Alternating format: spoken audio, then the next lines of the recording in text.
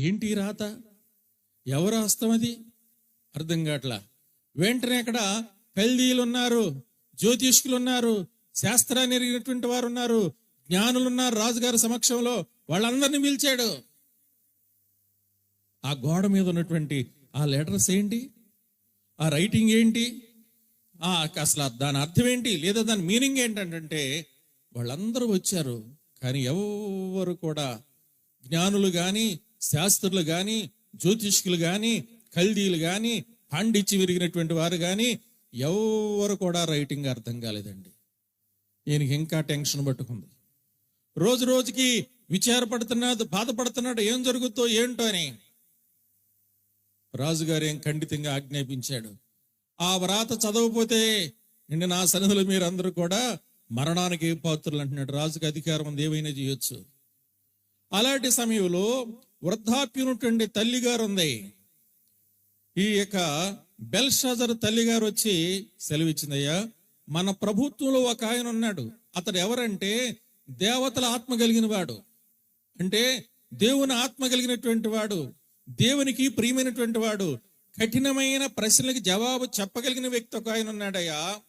అప్పటికే దానియేలు గారు చాలా వృద్ధాప్యులు ఉన్నారు కాబట్టి ఆయన సమర్థుడు, ఆయన్ని నీ సమక్షంలోకి రప్పించు.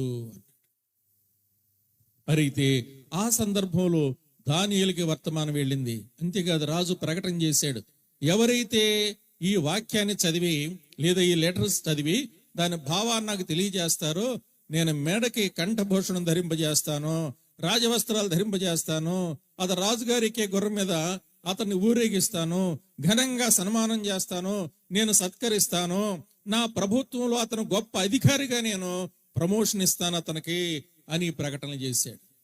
ఈ ప్రకటనలు వీరు అనేక మంది వచ్చారు కానీ ఎవరు చెప్పలా.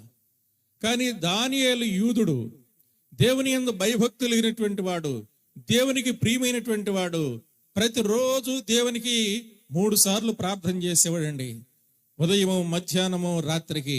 అది కూడా ఆయన ప్రార్థన ఏంటంటే, ఇతర బబులోను సామ్రాజ్యంలో ఉన్నాడు కానీ యెరూషలేము వైపు తిరిగేవాడు. ఆ దేవాలయం ఎటువైపు ఉందో అటువైపు తానున్నటువంటి రూములో ఆ కిటికీ డోర్లు ఓపెన్ చేసి మోకాళ్ళ మీద ఉండి ఆ దేవాలయం వైపు తిరిగేవాడు. ఏంటి, అసలు దేశమే వేరు, ఆ దేశం వేరు, ఈ దేశం వేరు. ఆయన విశ్వాసం చూడండి. ఆ దేవుని యొక్క ఆలయం ఏ దిక్కునుందో ఆ దిక్కునకు చూసి మోకాళ్ళ మీద ఉండి చేతులు పైకెత్తి ప్రార్థించేవాడు. భక్తి కలిగినటువంటి వాడు, పవిత్రతను కాపాడుకున్నటువంటి వాడు, పాపంతో రాజీ పడినటువంటి వాడు కాదు, యథార్థ హృదయం కలిగినటువంటి వాడు.